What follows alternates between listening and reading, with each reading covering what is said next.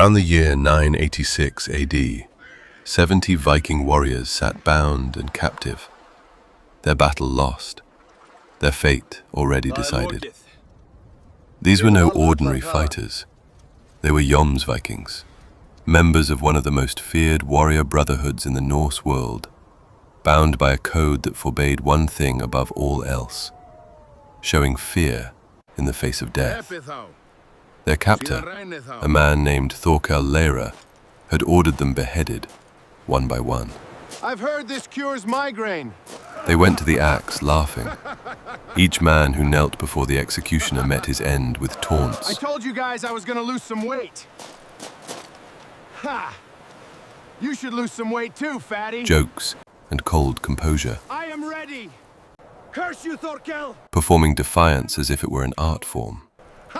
One warrior refused to kneel at all. He demanded to face the blow head-on, eyes open, so the last thing he saw was the man killing him.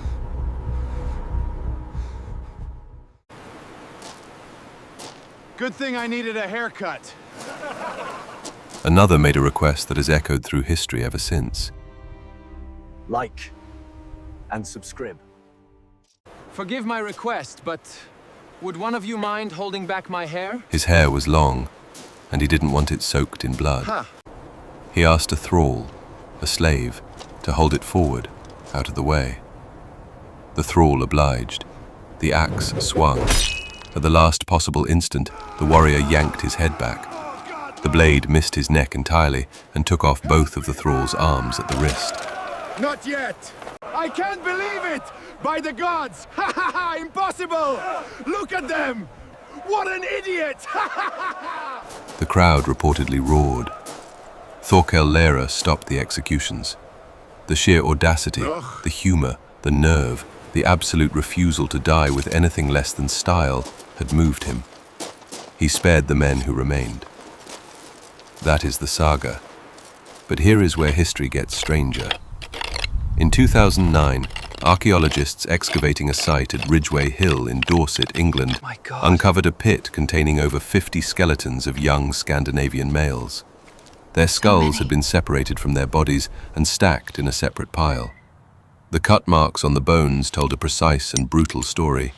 Many had been struck from the front, suggesting the victims had faced their executioners directly, just as the saga described. The men appear to be Vikings, likely captured after a failed raid, killed by Anglo-Saxons, and dumped in a mass grave sometime around the late Viking Age. Nobody spared these ones. Two stories, separated by time and geography, but telling the same truth about the Viking Age, that execution was a performance, and how a man died mattered as much as how he lived. Some met the axe with a joke, some met it in silence, and some, it seems, chose to face it head-on, right up until the very end.